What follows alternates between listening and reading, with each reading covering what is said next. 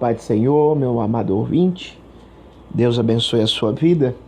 Quero aqui agradecer a todos que neste exato momento estão aí ligados para, em alguns instantes, já receber a palavra do nosso Deus em seus corações.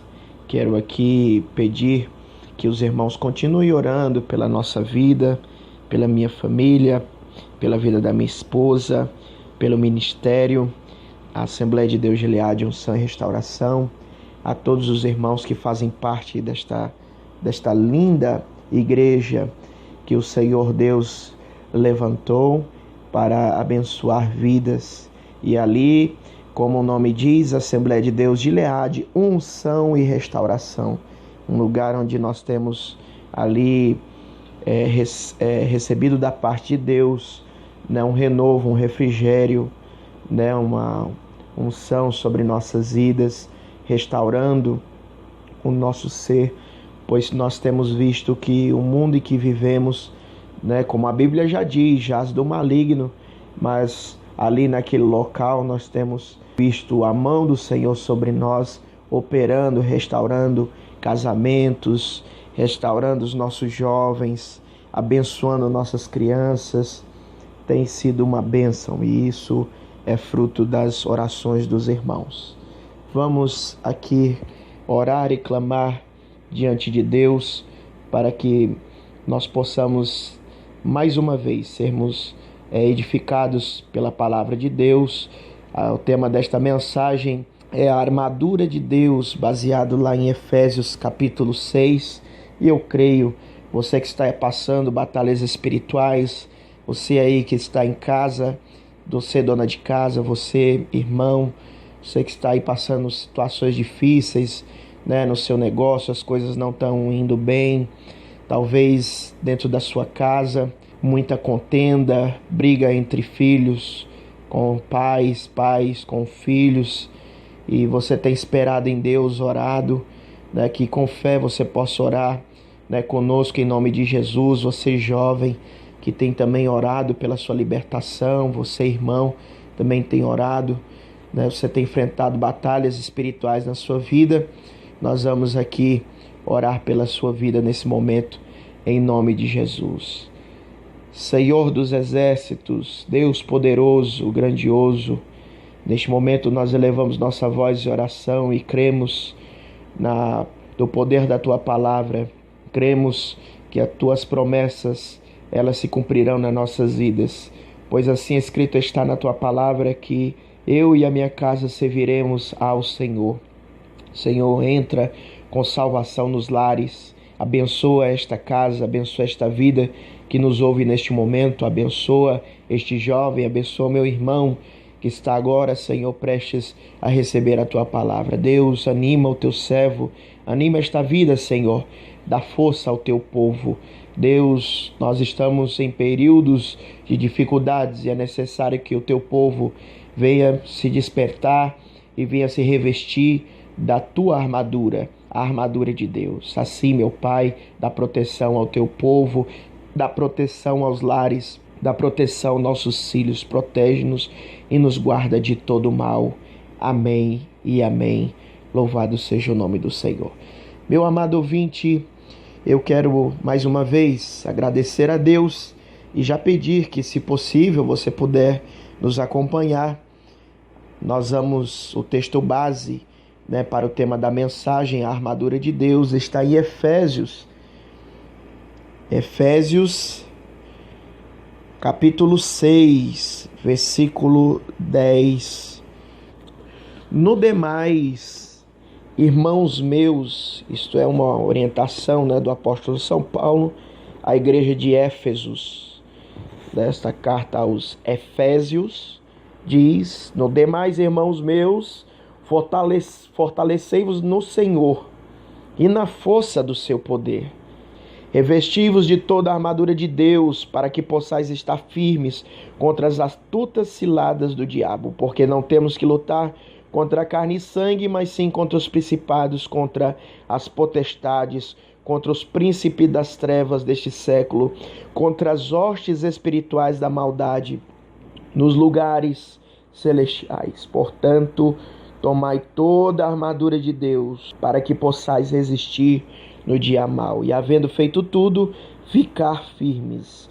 Estai, pois, firmes, tendo cingido os vossos lombos com a verdade, e vestida a couraça da justiça, calçado os pés da preparação do evangelho da paz, tomando sobretudo o escudo da fé, com o qual podereis apagar todos os dardos inflamados do maligno. Tomai também o capacete da salvação e a espada do Espírito, que é a palavra de Deus, orando em todo tempo com toda oração e súplica no Espírito, e vigiando nisso com toda a perseverança e súplica por todos os santos.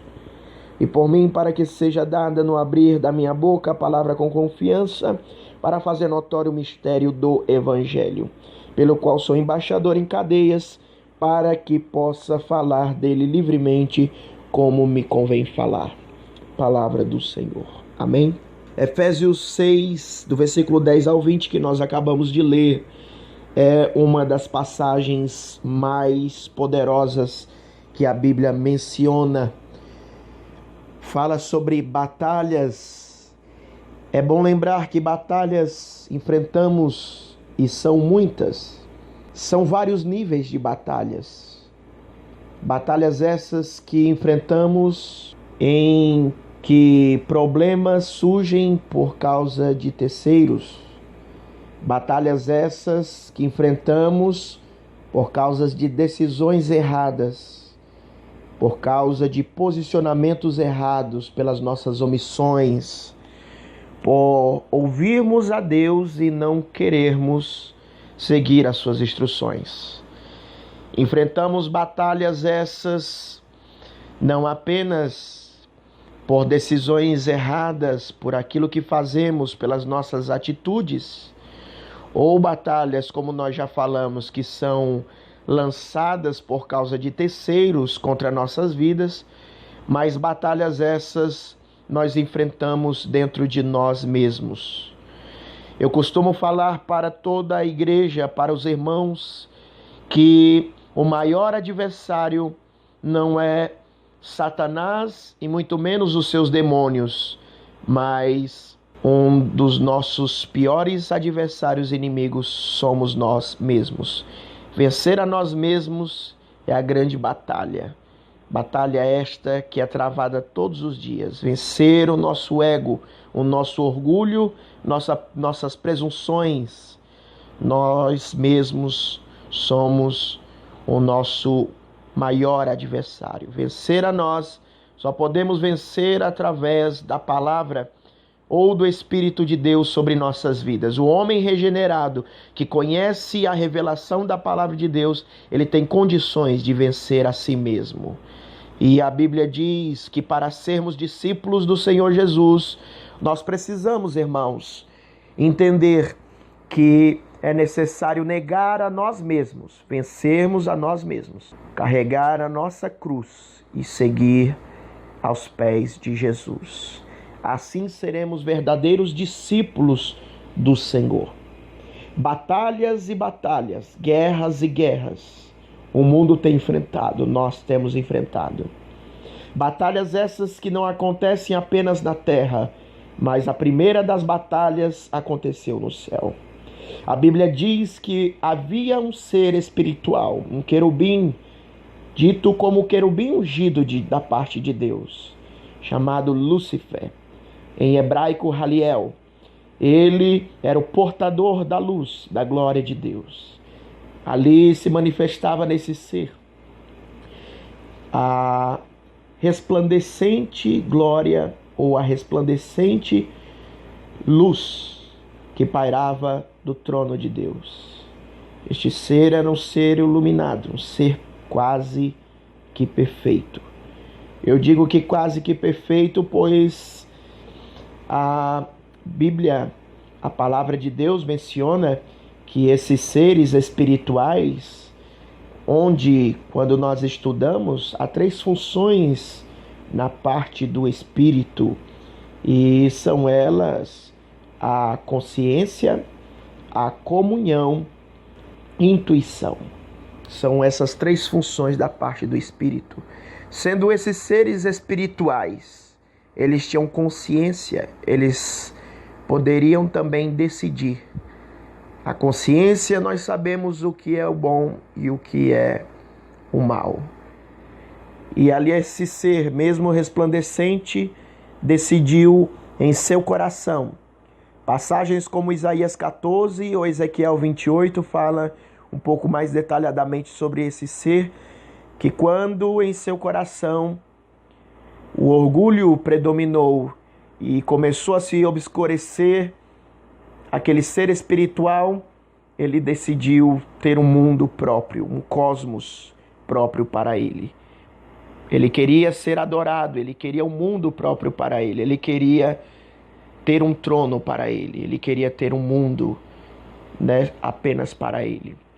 A Bíblia diz que quando aconteceu isso, houve uma grande batalha nos céus, onde o próprio Deus, não permitindo tal mal, ou o mal em si, fazer parte no céu, foi expulso. E ali ele levou uma terça parte dos anjos, como diz o livro de Apocalipse, para a terra. E nós sabemos agora que este ser que era chamado de Lúcifer, agora é conhecido como Satanás, como o perseguidor, o acusador dos cristãos. Ele se opõe a Deus. Ele também é conhecido como diabo. E por que, pastor, o senhor está falando desta batalha? Porque, pastor, o Senhor está falando sobre isso. Porque no versículo 11 de Efésios, capítulo 6, 11 diz: revesti-vos de toda a armadura de Deus, para que possais estar firmes contra as astutas ciladas do diabo. Alguns pensam que este ser chamado diabo é invenção do homem. Foi o homem que criou. Mas as Sagradas Escrituras informam sobre esse ser espiritual. Este ser, ele tem um propósito, João 10:10. Ele veio não somente para matar, roubar e destruir. A função deste ser espiritual é a destruição. E a destruição principalmente do homem. Pois o homem é imagem e semelhança de Deus. Por isso que o apóstolo São Paulo, em Efésios 6, no versículo 10, no demais, irmãos meus, fortalecei-vos no Senhor e na força do seu poder. Porque nós somos alvos deste ser espiritual, o apóstolo São Paulo, sabendo da profundidade desta batalha que enfrentaremos dia após dia. O apóstolo São Paulo, ele dá uma orientação e diz: irmãos, fortalecei-vos no Senhor e na força do seu poder. Neste exato momento há uma grande batalha espiritual para que você não venha ouvir esta mensagem da parte de Deus, essa mensagem bíblica. Mas fortaleça no Senhor Deus e na força do seu poder. Aqui fica também uma instrução da parte de São Paulo, do apóstolo São Paulo, à igreja de Éfeso. Só conseguiremos vitórias se nós estivermos em Deus, se nós estivermos no Senhor, na força que Deus proporciona a cada um de nós. Pois é um ser covarde, astuto, é um ser que tem estudado nossas fraquezas desde o Éden até os dias de hoje. É um ser que conhece como atingir ao homem, transformar ele numa espécie de um boneco. Quando criança, eu gostava muito de que meu pai, ele me levasse a ver aqueles shows, aqueles aniversários que eu ia, muitas vezes de alguns amigos, e ali tinha aqueles palhaços contratados e havia aqueles bonecos. E eu gostava de ver aquele show daqueles bonecos, daquela marionete. E é assim que o diabo faz na vida do homem. Como, pastor? Ele vem com a sua tentação, pois ele conhece a inclinação da nossa carne. Uns são pela prostituição, pela bebida, pela droga, eu não sei, pelo dinheiro, eu não sei.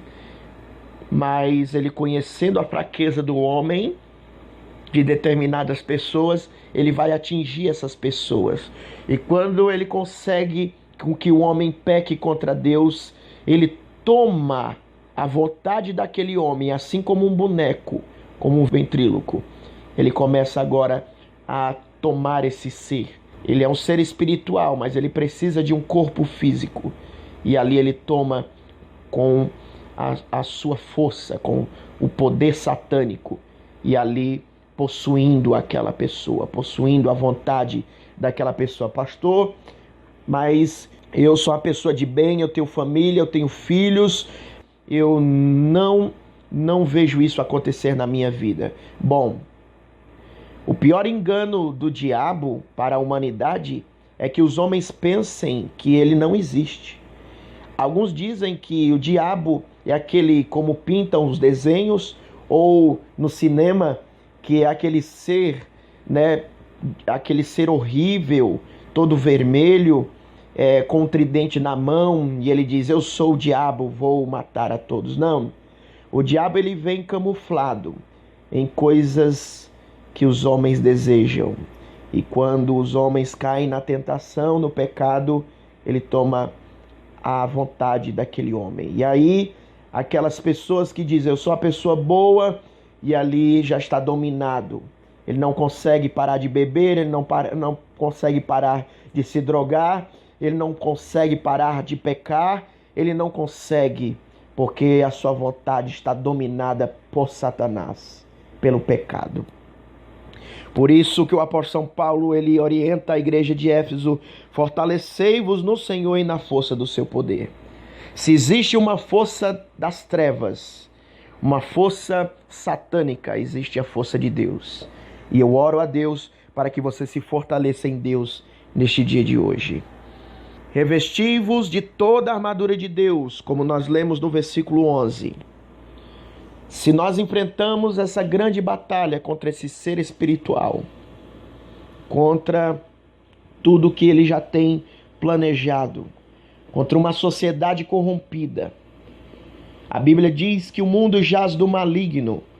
Nós vemos uma sociedade corrompida, uma sociedade em que os parâmetros morais estão sendo destruídos dia após dia. A família, que é um dos maiores patrimônios de Deus para essa sociedade, está sendo destruída. Os nossos filhos estão sendo destruídos. Nós temos visto nos dias de hoje filhos, essa juventude sendo destruída. Quando nós ligamos a nossa televisão, vemos jovens e mais jovens sendo destruídos por causa da droga. É interessante que nessa carta de Efésios, capítulo 6, inclusive nesse mesmo capítulo, só que em versículos anteriores, o apóstolo São Paulo dá uma orientação no versículo 1 e diz assim: vós filhos, sede obedientes aos vossos pais do Senhor, porque isto é justo. Honra a teu pai e a tua mãe, que é o primeiro mandamento com promessa, para que te vá bem e vivas muito tempo sobre a terra. E a vós, pais, não provoqueis a ira dos vossos filhos, mas criai-vos na doutrina e admoestação do Senhor. É interessante que aqui nós lemos esses versículos logo no capítulo 6, nos versículos iniciais. Veja como o inimigo das nossas almas tem destruído esses jovens. Quando o pai diz para o seu filho: filho, cuidado com essa amizade, filho, cuidado com essa pessoa. A mãe orienta a sua filha, dizendo: cuidado com esse rapaz, cuidado, minha filha, não vá por aí. A orientação dos pais para com seus filhos, esta orientação muitas vezes é a melhor possível, pois nós entendemos que o pai ou a mãe sempre quer o melhor para o seu filho. E aqui a palavra de Deus diz que quando você honra, filho, teu pai e a tua mãe, os teus dias de vida se prolongam. E é o primeiro mandamento com promessa. Isso é importante dizer nesta palavra da armadura de Deus. Deus quer obediência para com seus filhos. Obedeça. Não importa você saber das funções da armadura de Deus se você não obedece a Deus, aos seus pais, ao seu pastor, às autoridades que Deus tem constituído. É necessário honrar. Eu não me lembro de ter levantado a voz para o meu pai e para a minha mãe. Meus pais são obreiros da casa do Senhor e eles podem responder isso com mais precisão, mas eu não me lembro. Eu não me lembro de ter gritado com a minha mãe, não me lembro de ter gritado com o meu pai. Eu não me lembro. E por que estou dizendo isso? Hoje, honrar pai e mãe tem sido esquecido por muitos filhos. Filho, eu lhe oriento agora, você que está me ouvindo, obedeça ao seu pai e à sua mãe. Pastor, meu pai não é crente, obedeça. Honre ele. Isso é bíblico. Porque quando você não honra o seu pai e não honra a sua mãe, você não honra a Deus. E você está em pecado contra Deus. E a mão do Senhor se voltará contra ti. É necessário obedecer. É necessário termos a instrução da parte de Deus para que possamos viver por muitos anos. Muitos jovens têm morrido. Muitos jovens têm sido destruídos pelas drogas, porque quando o pai falou, cuidado com esse rapaz, cuidado com esse rapaz, daí eu já estou sabendo, ele é usuário de droga, não tem amizade com ele. E aí você tem teimado, e quando você menos esperou, esse seu amigo, suposto amigo, lhe ofereceu droga, e pela primeira vez você experimentou e até hoje está aprisionado nas drogas. Basta uma só vez. E o diabo, quando você peca contra Deus, basta apenas uma vez. E ele pode dominar o seu ser, inclusive a sua vontade. Então, meus irmãos, o apóstolo São Paulo, ele diz em Efésios 6, revesti-vos de toda a armadura de Deus, para que possais estar firmes contra as astutas e ciladas do diabo. No versículo 13 ele diz, portanto, tomai toda a armadura de Deus para que possais resistir no dia mau e, havendo feito tudo, ficar firmes. O apóstolo São Paulo, ele diz que nós vamos enfrentar dias maus e é necessário estarmos revestidos da armadura de Deus. Se revista de Deus, você, meu ouvinte, você que está aí aflito agora. Você que está sem um direcionamento, você que não sabe o que fazer. Deus tem uma armadura, Deus tem proteção. Armadura significa proteção, proteção divina, proteção celeste. Para as batalhas da vida, há proteção divina, proteção dos céus para a sua vida, para a vida daqueles que temem e obedecem a Deus. No versículo 14, ele começa a falar sobre essa armadura. Estai, pois, firmes, tendo cingido os vossos lombos com a verdade e vestida a couraça da justiça. Irmãos, o apóstolo São Paulo diz que essa armadura, ela vai cingir os nossos lombos com a verdade. Irmãos, nós temos proteção celeste, ou proteção dos céus, quando nós estamos com os nossos ombros revestidos da verdade. Quando um homem de Deus, a mulher de Deus está totalmente envolto à verdade. Quando não há mentira, não há engano, não há trapaça, não há nada que venha a apontar este homem, ou esta mulher, ou este jovem. Porque os seus ombros estão revestidos da verdade, com lombos cingidos com a verdade de Deus. Todo homem de Deus, toda mulher de Deus precisa entender. O Senhor Jesus disse, conhecereis a verdade e a verdade vos libertará. Por mais que tenha sido um homem pecador ou uma mulher de um passado terrível, mas hoje é dia de você se revestir da verdade de Deus. Eu quero dizer para você que me ouve que não há pecado que Deus não possa perdoar. Deus, a Bíblia diz que o sangue de Jesus nos purifica de todo o pecado. Deus, Ele tem perdão para você. Pastor, já fiz coisas terríveis. Deus tem perdão para você, irmão. Pastor, já fiz muita coisa errada. Deus quer transformar sua vida. Tirar esse fardo da acusação, do medo, do pavor, do pecado e colocar um novo fardo. Um fardo suave. Vinde a mim, disse Jesus, todos os cansados e sobrecarregados, e eu vos aliviarei. Deus tem um fardo leve. Deus quer que seus ombros ou seus lombos estejam com a verdade de Deus. E vestida a couraça da justiça. Há uma couraça de Deus, há uma proteção da justiça de Deus. Deus, Ele está nos equipando, dizendo que a sua justiça, nós somos justificados, porque justo é o Senhor. Ele é justo. Nós somos justificados. Somos justos também porque Ele nos justificou. Nós éramos pecadores. Os nossos pecados nos afastavam de Deus. Mas pela sua obra redentora, a obra de Cristo naquela cruz nos justifica. E esta couraça da justiça de Deus, Ele nos comprou com alto preço, preço de sangue, preço da justiça divina. A Bíblia informa que naquele momento em que Cristo, Ele estava ali recebendo o seu opróbrio, sendo humilhado, sendo escarnecido pelos homens da terra, já nos momentos finais da crucificação. Cada uma daquelas chicotadas com aquele chicote chamado azorrague, era um chicote com fitas de couro e na ponta osso e revestido com ferro, com pontas de ferro.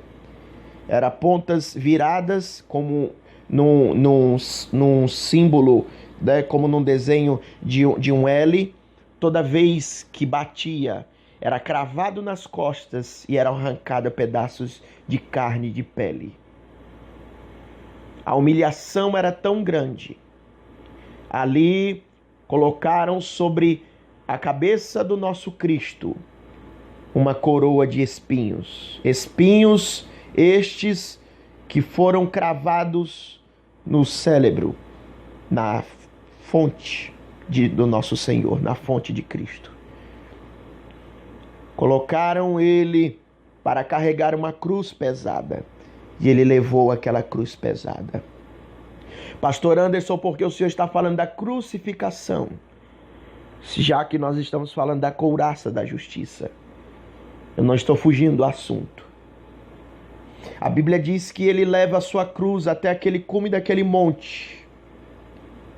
E ali, nas suas mãos, cravos são cravados nas suas mãos e nos seus pés.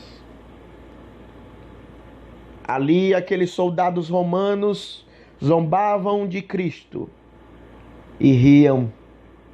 Pegaram a sua túnica e rasgaram, queriam rasgar, mas lançaram sorte sobre si para ficar com aquela túnica, para ver com quem ficava com ela inteira. Aqueles soldados romanos humilhavam a Jesus, onde Maria, sua mãe, e o seu amigo João, o apóstolo do amor, nos pés da cruz, viam a humilhação. E o porquê de tudo isso? O porquê, pastor, ainda não compreendo. Por que o senhor está falando da couraça da justiça, falando da cruz, da crucificação? Naqueles momentos finais de tanta humilhação, ali havia dois homens que estavam sendo crucificados também.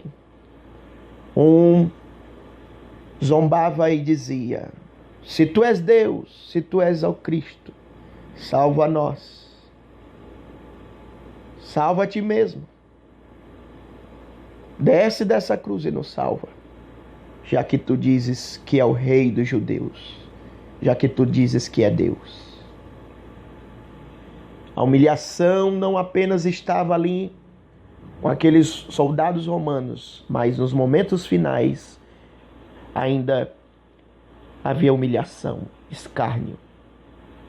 Mas havia um outro homem sendo crucificado e disse para aquele que estava humilhando Jesus com suas palavras e disse: cala a boca, nós estamos aqui porque nós merecemos, nós estamos crucificados porque nós cometemos delitos, pois só era crucificado aquele que tinha cometido delito. E Jesus não tinha cometido delito nenhum.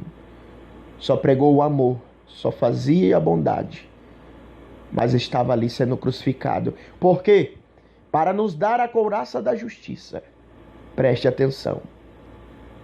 Nos momentos finais, em que aquele ladrão estava conversando com Jesus e dizendo que eles mereciam, ele clamou por Jesus e disse: Jesus, lembra-te de mim quando entrares nos céus. Lembra-te de mim. Eu sou pecador.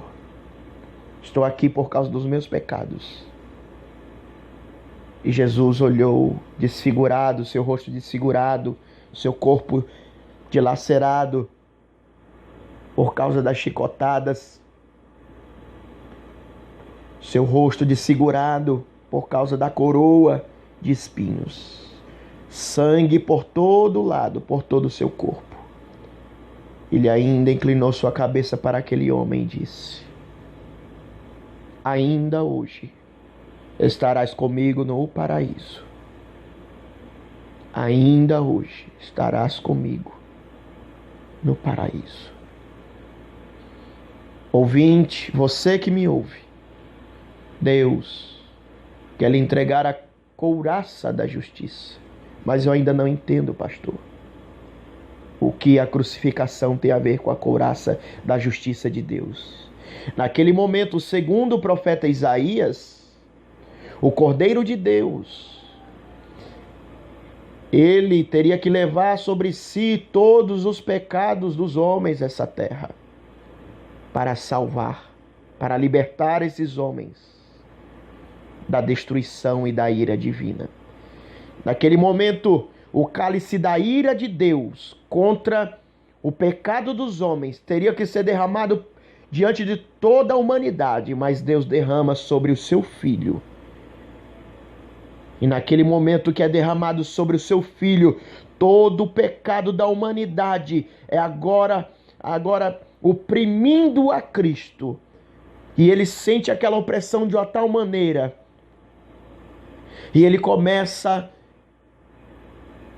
a perguntar e a falar: Eli, Eli, la sabachthani.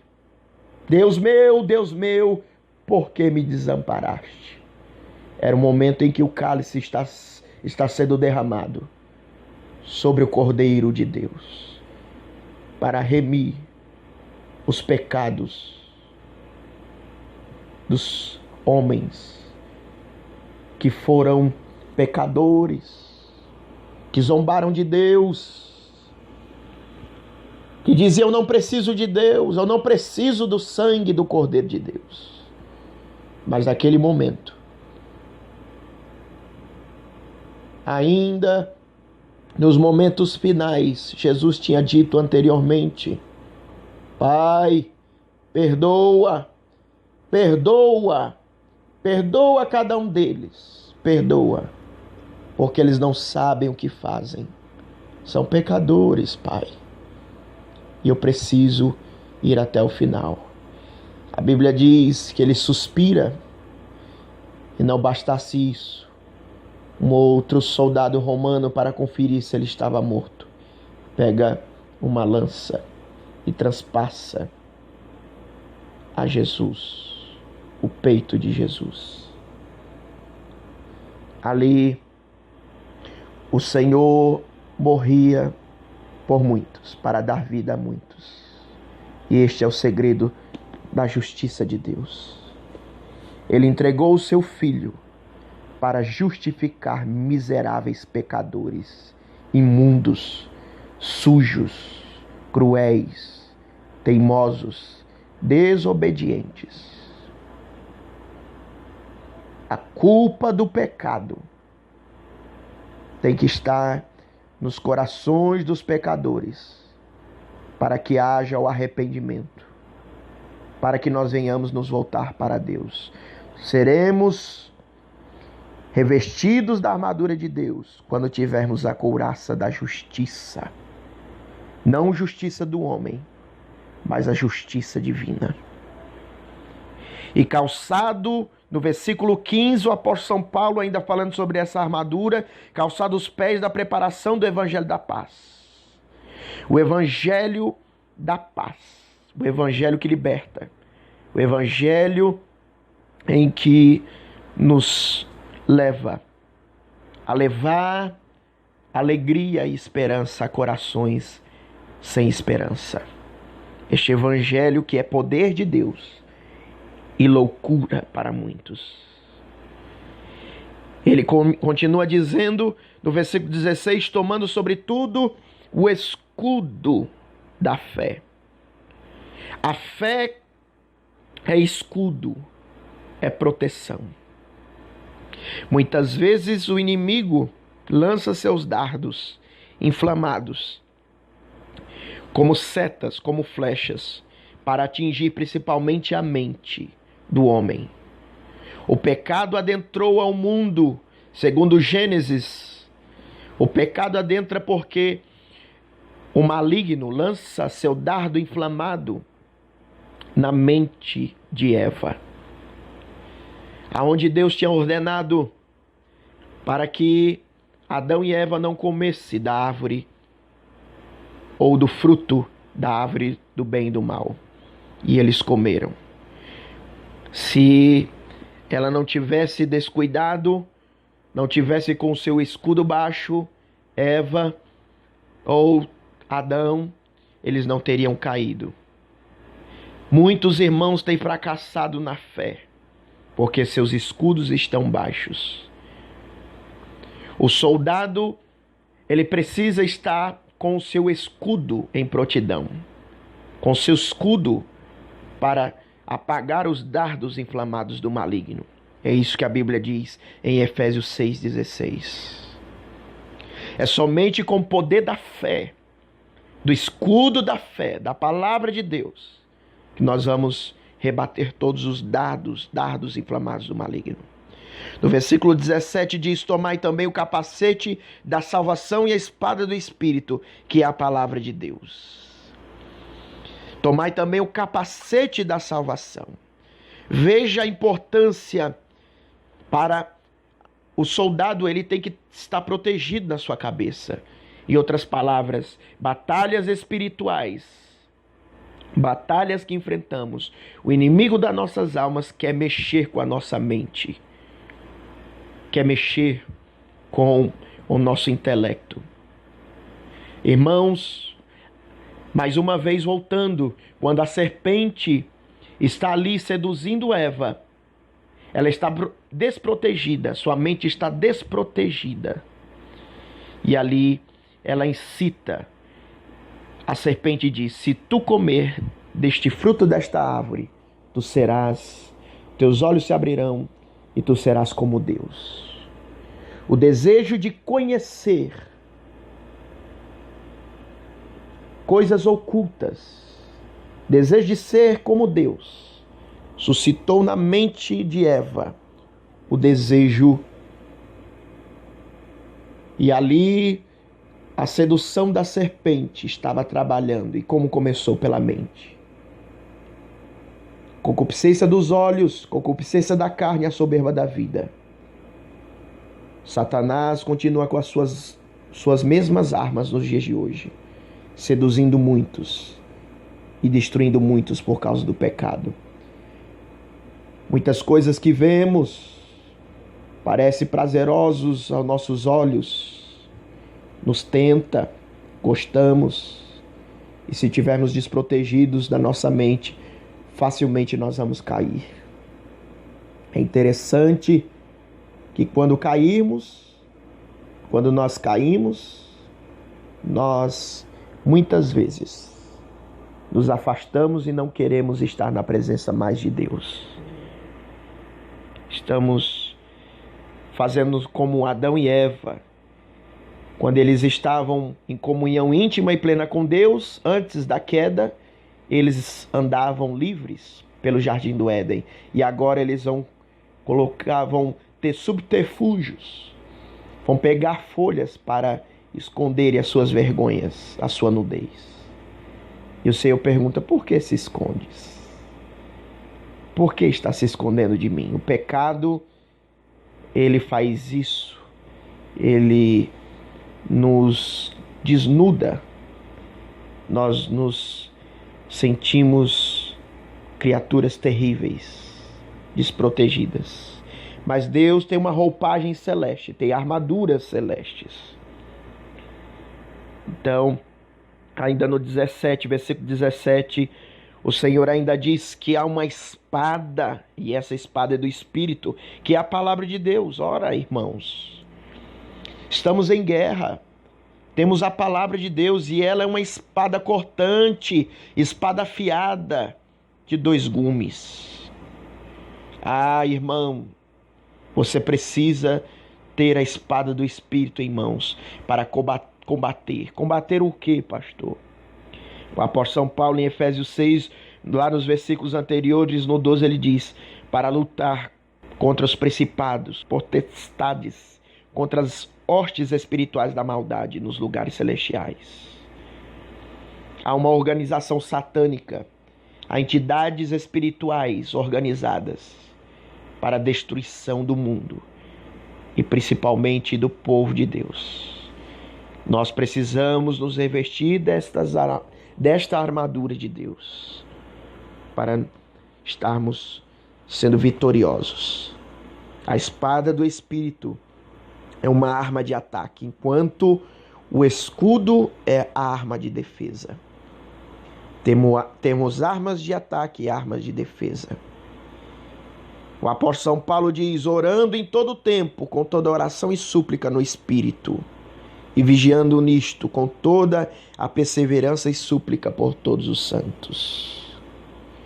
Precisamos, irmãos, nos revestir da armadura de Deus, para lutarmos contra as trevas, contra os poderes das trevas, contra Satanás e contra os seus demônios.